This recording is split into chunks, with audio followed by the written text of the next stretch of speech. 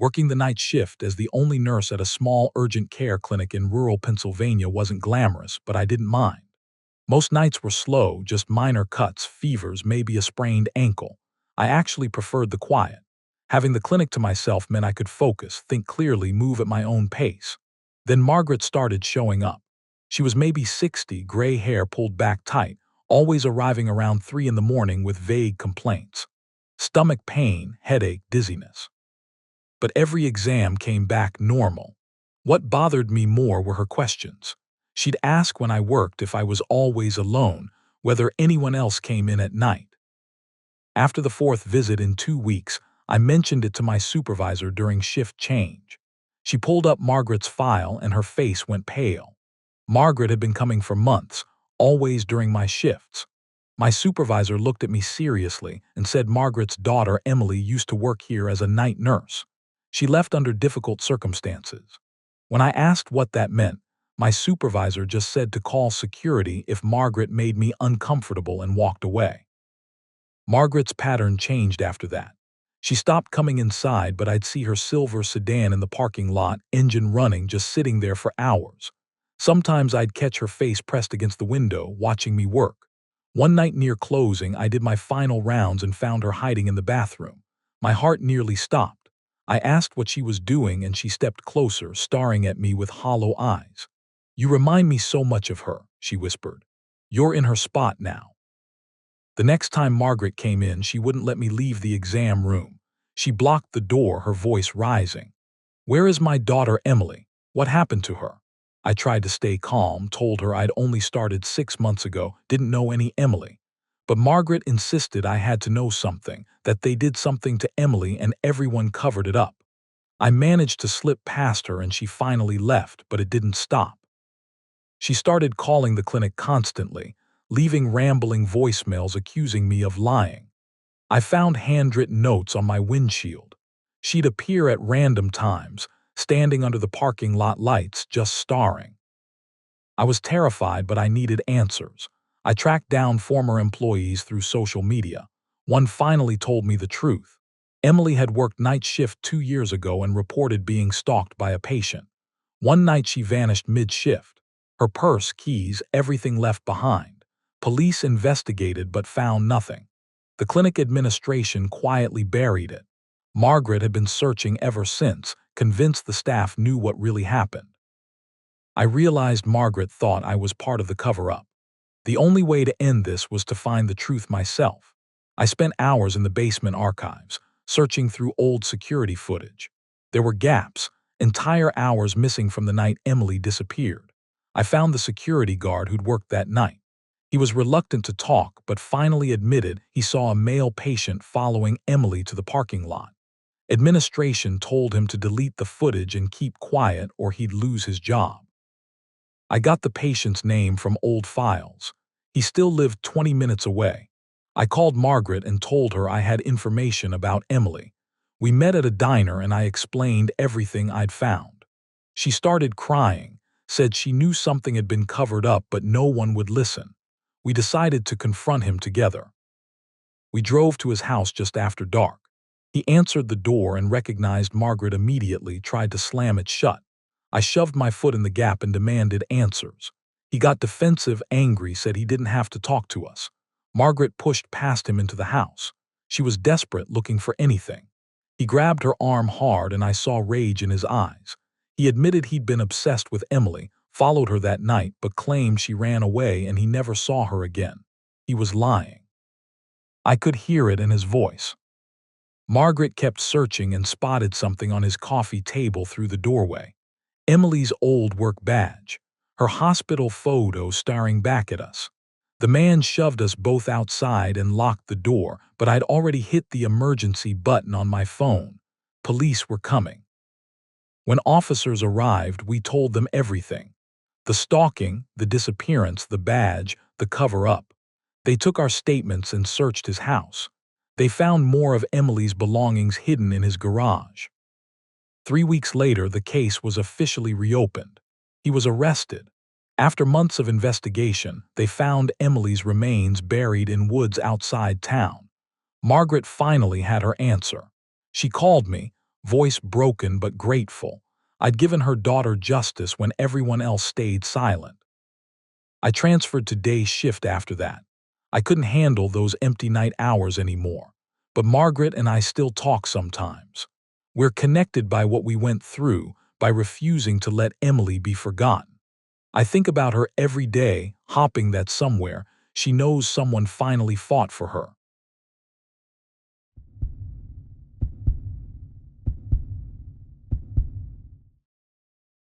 I've been working as an emergency room nurse for 3 years now, and I chose the night shift because the pay is better and honestly, it's usually quieter.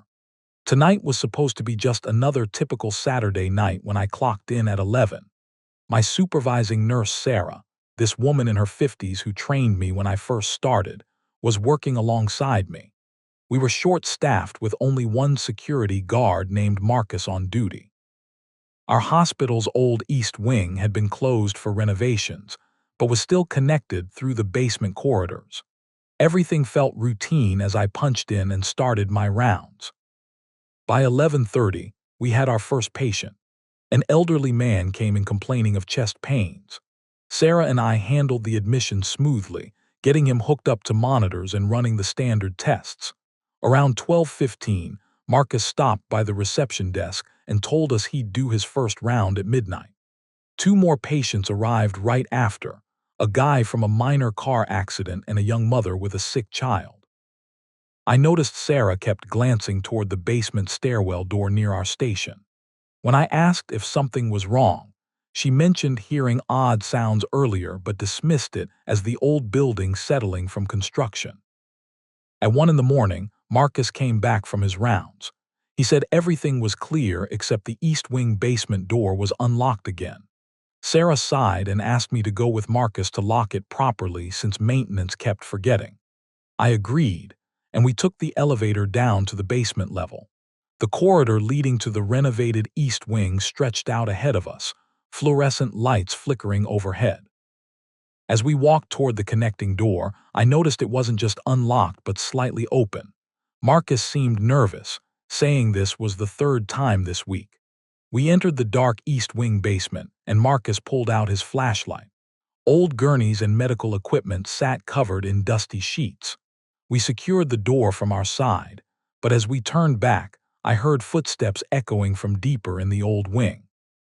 Marcus claimed it was just the pipes, but we both walked back upstairs faster than we'd gone down. When we returned to the ER around 2, Sarah asked if everything was okay. I mentioned the footsteps and her whole expression changed. She got serious and finally admitted that for the past 2 weeks, items had been going missing. Medications from locked cabinets, food from the staff kitchen, blankets. The security footage showed nothing. She hadn't wanted to alarm anyone. I felt a chill run down my spine. At 2:30 during a quiet period, I pulled up the security reports Marcus had filed. I noticed he only checked the East Wing basement once per night now. He used to check it twice.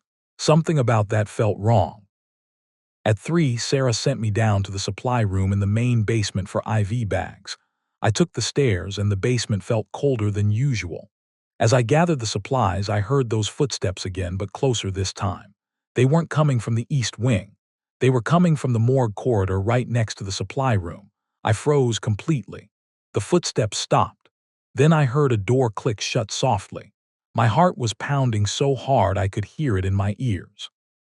I grabbed the supplies and practically ran back upstairs. By 4, Marcus hadn't shown up for his scheduled round. Sarah paged him over the intercom. No response.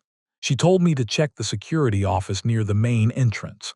I walked through the empty corridors, my footsteps echoing. The security office was empty.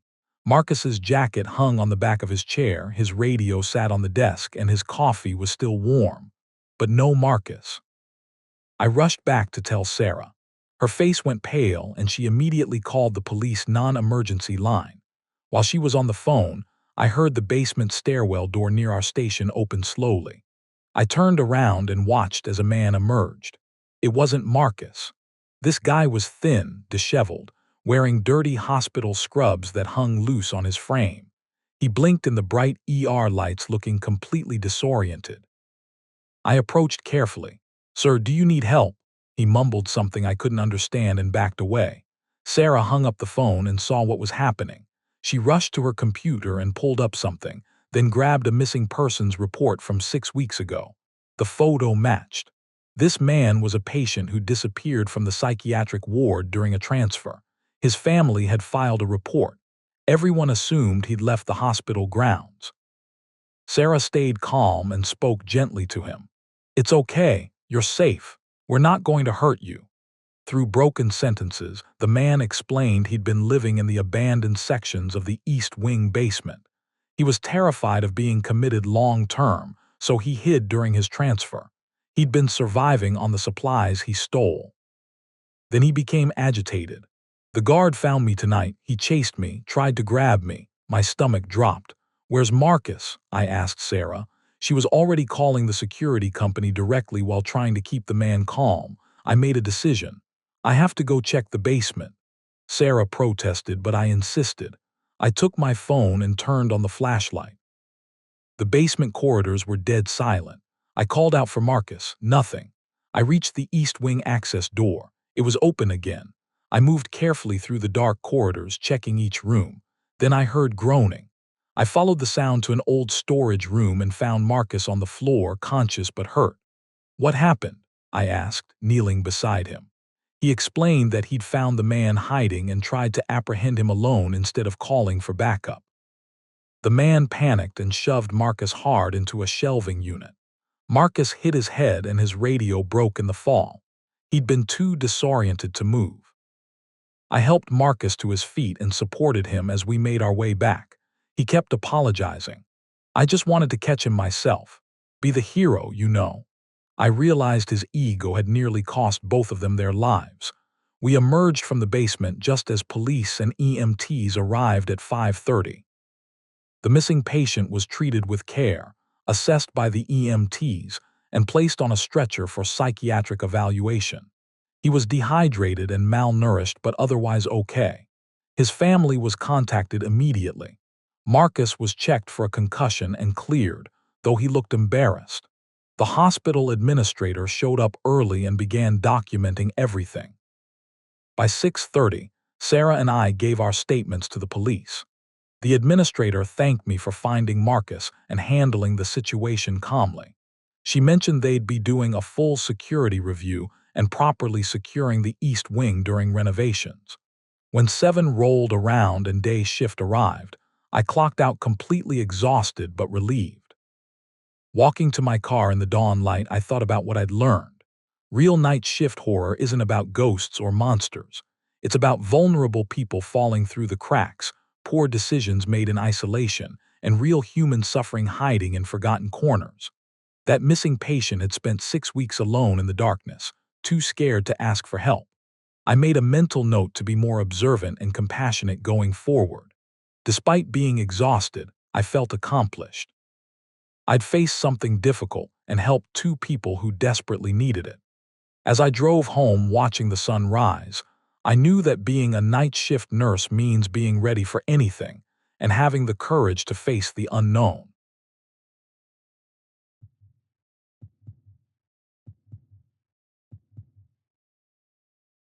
I worked night security at a self-storage facility while finishing college, and I usually loved those quiet shifts because I could study between rounds. The place was in a decent neighborhood, so I never worried much about danger. This particular Thursday night started normally when I clocked in around 11 p.m., relieved the day manager, and settled into the security office knowing I'd be alone until 7 in the morning. Around midnight, I got an unusual call from a man asking about renting a large unit immediately, wanting to come that very night, which was completely against our policy. After some back and forth, I agreed to let him come look at available units since the commission would help with my rent that month. Around 12:30, a black SUV pulled into the facility. 4 people got out, 3 men in their 30s or 40s and 1 younger woman, maybe mid-20s. The caller identified himself as Mike and seemed overly friendly, almost too nice in a way that felt forced. I walked them through the facility showing our climate-controlled units. The group kept whispering to each other in Spanish, and I understood every word since I took 4 years in high school. They weren't discussing storage at all. I heard them mention the delivery, keeping it cold, and Thursday pickup. The woman carried a large black duffel bag and a burgundy notebook that she kept clutched tight to her chest. They settled on our largest unit, and Mike insisted on paying 6 months cash up front, which immediately struck me as strange. I took them back to the office to process paperwork while the group waited in the parking lot by their SUV. Through the window, I noticed them unloading boxes from the vehicle into a shopping cart, even though they hadn't signed the lease yet. I stepped outside to tell them they couldn't move anything until paperwork was complete. Mike apologized quickly, claiming they were just eager to get settled. While we talked, I noticed the boxes had medical supply labels and pharmacy markings printed on the sides. One of the men started asking me personal questions. He wanted to know if I worked alone every night, did I live nearby, was I in school, what was my exact schedule. I gave vague answers, feeling my stomach tighten with discomfort. The woman suddenly offered me a cash tip to look the other way while they moved some things early. I declined firmly, telling her policy was policy and I couldn't bend the rules. Mike changed his approach then, asking if I knew any pharmacists or medical professionals in the area. He claimed they ran a medical supply redistribution business and were looking for local contacts. I noticed the woman texting rapidly on her phone, her fingers flying across the screen. Mike suggested I take a break, go get some coffee, and leave them my keys for just 20 minutes so they could move their stuff. He pulled out $200 cash and held it toward me. I refused, my heart starting to pound, and told him I couldn't leave the property during my shift. The group became visibly agitated. Mike tried once more, saying they had another location to visit that night and were on a tight schedule. He mentioned they had associates waiting for them. I finally told them I couldn't rent the unit tonight without manager approval for a cash payment that large, and suggested they return during business hours the next day. Mike's entire demeanor shifted in an instant. His friendly smile vanished and his eyes went cold. The group huddled together, talking in Spanish again, and I caught phrases about finding another place, he's seen too much, and the stuff in the truck. My hands started shaking as the realization hit me that these people were probably running some kind of prescription drug operation or something even worse. I retreated quickly to the office and locked the door behind me, then told them through the window they needed to leave the property immediately.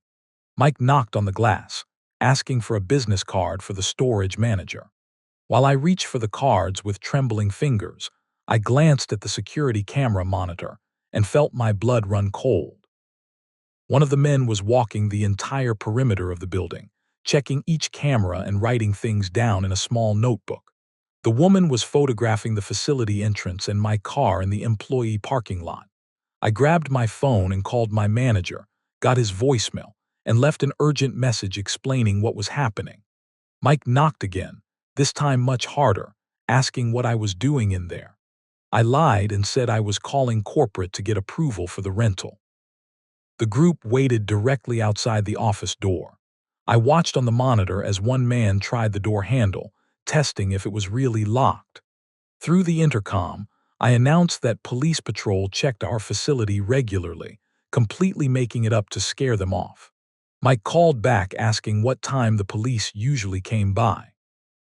I made the decision right then to call the non-emergency police line and reported the suspicious activity.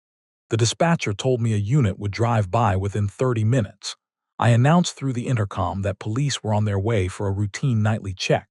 The group immediately became animated, suddenly rushing to load the boxes back into the SUV.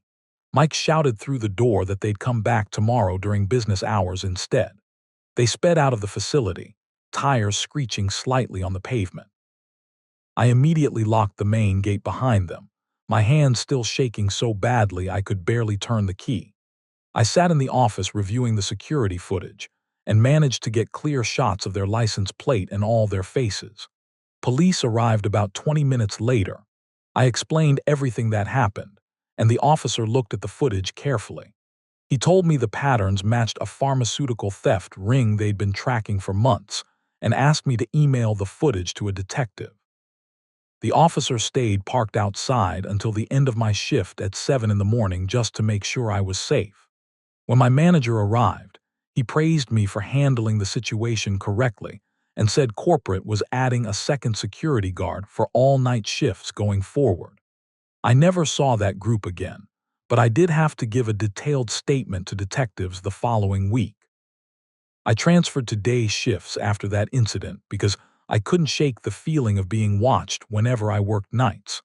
Looking back, I realized that staying behind that locked door and trusting my instincts probably kept me from becoming another victim. That normal Thursday night shift turned into the closest call I've ever had in my life.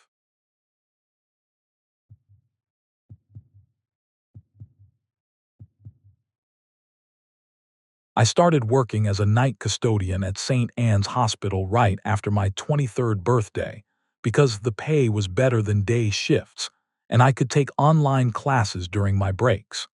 My supervisor assigned me to the East Wing on the fourth floor, which was undergoing renovation, so most rooms were empty, and the entire hallway stayed dark to save electricity. My duties included mopping floors, emptying trash bins, and sanitizing the few occupied patient rooms before moving to the vacant areas where construction crews left dust and debris everywhere. My routine was simple enough. I clocked in at 11 at night and worked until 7 in the morning. The East Wing fourth floor was mostly deserted except for two patient rooms at the far end near the nurses' station. The renovation crew had left tools scattered around, plastic sheeting hanging from the ceiling, and exposed wiring throughout the hallway. There was one functioning elevator and an emergency stairwell at the opposite end of the wing. On my third night, I noticed something odd. A storage room door labeled 427 near the construction zone was sometimes open and sometimes closed even though it should have stayed locked. I figured the renovation workers were using it and thought nothing more about it. By week 2, I had my routine down perfectly. I would finish the patient rooms around 1 in the morning, then move into the construction area. That is when I first heard the scraping sound. It came from somewhere deep in the construction zone, like metal dragging across tile. I assumed it was just the building settling or maybe loose plastic sheeting moving in the air vents. The sound stopped after a minute, so I continued mopping. The next night, the same scraping sound happened again around the same time, but lasted longer. I grabbed my flashlight and walked toward the construction area. The moment I got close, the sound stopped completely. I shined my light around but saw nothing unusual, so I went back to work. During my third week on a Thursday night around 1:30 in the morning, I was finishing up the patient room cleanings when I heard the scraping again. This time it was accompanied by footsteps. They were distinct, the sound of work boots on tile floor coming from the construction area. I called out, "Hello, I'm just the custodian, I'll stay out of your way." Nobody answered and the footsteps stopped. I kept working, but my stomach felt tight with unease. At 2 in the morning, I took my break in the small staff room near the elevator. I was drinking coffee and scrolling through my phone when I heard the elevator ding. Someone was getting off on the fourth floor. That was strange because nurses rarely came up here at night, and both patients were stable and asleep. I peeked out into the hallway but saw nobody. The elevator doors were already closing and heading back down. I returned to my work in the construction zone, and that is when I saw that room 427 was wide open. I knew for certain it had been closed earlier. Inside, I found old hospital furniture, filing cabinets, and cardboard boxes stacked against the walls. One filing cabinet had a drawer pulled out with papers scattered across the dusty floor. There were fresh scuff marks leading from the cabinet to the door. I quickly closed the storage room door and told myself I would report it to my supervisor in the morning. At 3 in the morning, I was mopping near the plastic sheeting barriers when I heard the elevator ding again. I froze and listened carefully. Footsteps were coming down the hallway toward me. Work boots again. Then I remembered that renovation crews do not work at 3 in the morning. I quickly moved behind a plastic sheeting barrier and turned off my flashlight. The footsteps got closer, and then stopped right near where I had been mopping seconds earlier. I peeked through a small gap in the plastic sheeting and saw a man in dark clothing. He was not wearing hospital staff scrubs or construction gear. He walked down the hallway checking the patient room doors, which were locked from the outside per hospital protocol. Then he walked straight to room 427 and went inside. I could hear rustling sounds and papers being moved around. He was searching for something specific. After a few minutes, he came out carrying a manila folder and started walking back toward the elevator. Then he stopped suddenly. He turned around and looked directly at the plastic sheeting where I was hiding. He had seen my mop bucket and cart sitting in the middle of the hallway. He started walking toward me. My heart was pounding so hard I thought he might hear it. He was getting closer to the plastic sheeting. I realized I could not outrun him to the elevator because he was standing between me and the elevator. The emergency stairwell was at the far end of the construction zone, maybe 40 feet away. I made a split-second decision. I burst out from behind the plastic sheeting and ran as fast as I could toward the stairwell. The man shouted, "Wait," and I heard him chasing after me. I was running through construction debris and nearly tripped over paint cans left on the floor. I reached the stairwell door and slammed it open. I started running down the stairs as fast as my legs could move. I could hear his footsteps echoing behind me on the concrete steps. I pulled out my phone while running and dialed 911.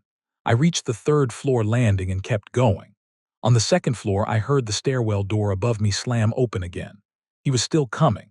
When I burst through the first-floor stairwell door into the main hospital lobby, the night security guard looked up startled from his desk. I yelled. Someone chased me from the fourth floor. The security guard immediately grabbed his radio and called for backup. He stood up and positioned himself between me and the stairwell door. 2 more security guards arrived within a minute. They searched the stairwell and the fourth floor, but the man had vanished. They found the basement-level stairwell door standing wide open. He had escaped through the basement. The police arrived 20 minutes later, and I gave them my full statement. Hospital security reviewed the footage from the basement cameras and discovered the man had been entering through an old basement access door for the past 2 weeks. When they checked room 427, they found it contained old patient files from the 1990s that the hospital was supposed to have destroyed years ago. The police told me the man was likely looking for specific medical records, possibly for identity theft or insurance fraud. I requested a transfer to a different wing immediately. My supervisor reassigned me to the daytime shift in the main building. I never worked an isolated night shift again, and I am always aware of my surroundings now no matter where I am.